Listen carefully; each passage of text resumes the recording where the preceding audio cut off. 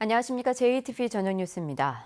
북상하고 있는 제25호 태풍 콩레이가 오는 7일쯤 전북에 직간접적으로 영향을 줄 것으로 보여 수확기 농작물 피해가 우려되고 있습니다. 전라북도는 벼 쓰러짐이나 침수 피해에 대비해 벼베기를 서두르는 등 농작물 안전관리에 주의할 것을 당부했습니다.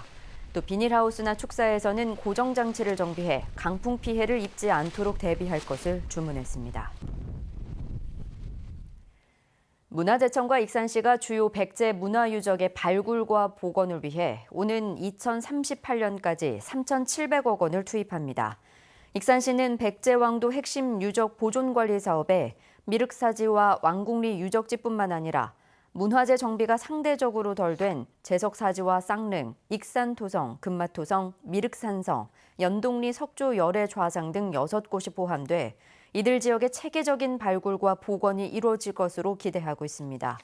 그러나 장기 사업인데다 막대한 사업비 확보를 위해서는 해마다 기획재정부의 협의와 국회 심의 의결을 거쳐야 해 예산 확보에 우려가 나오고 있습니다.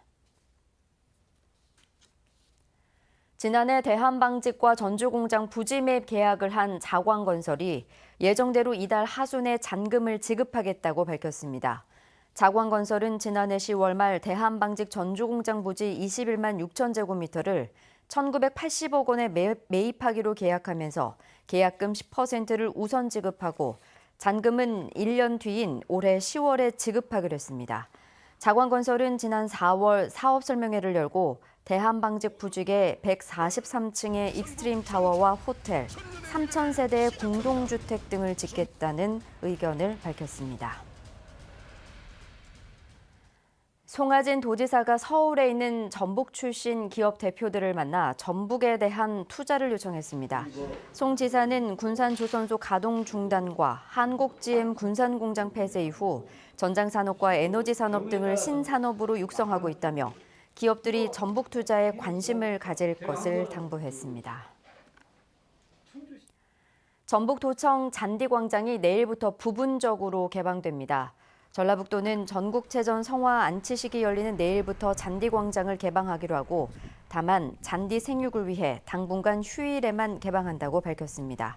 전라북도는 내년에는 잔디광장에 한옥 정자를 짓고 여름철에 물놀이장도 운영할 계획입니다. 교통사고로 쓰러진 사람을 다시 차로 들이받고 달아난 70대 운전자가 경찰에 붙잡혔습니다.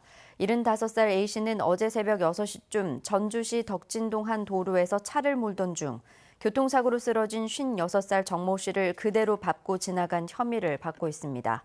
정 씨는 병원으로 옮겨졌지만 숨졌고 경찰에 붙잡힌 A씨는 사고 당시 돌을 밟은 것으로 착각했다며 고의성을 부인했습니다.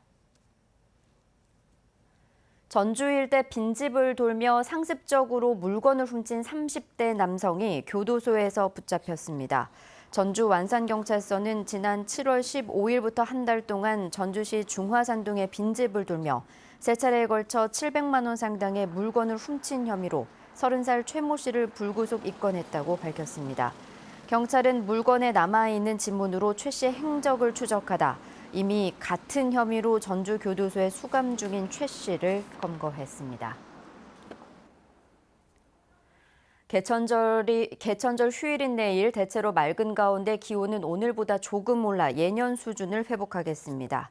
아침 최저 기온은 전주 11도, 익산 9도, 진안과 장수는 6도가 예상되고 한낮에는 대부분 지역이 23도 안팎까지 오르며 일교차가 크게 벌어지겠습니다. 새벽부터 아침 사이 동부 내륙 산간 지역엔 서리가 내릴 가능성이 있어 농작물 관리에 유의가 필요합니다.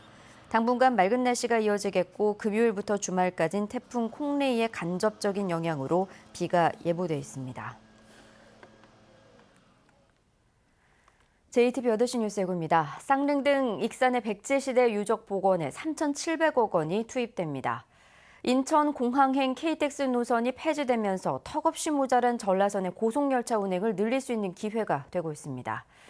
1년 전 대한방직 전주공장을 사들인 주식회사 자광이 예정대로 이달 안에 잔금 1,800억 원을 치르겠다고 밝혔습니다. 6.25 때 희생된 민간인의 유해 발굴과 위령 사업 등을 위해 조례를 만드는 시군이 늘고 있습니다. 자세한 소식은 JTBC 8시 뉴스에서 전해드리겠습니다.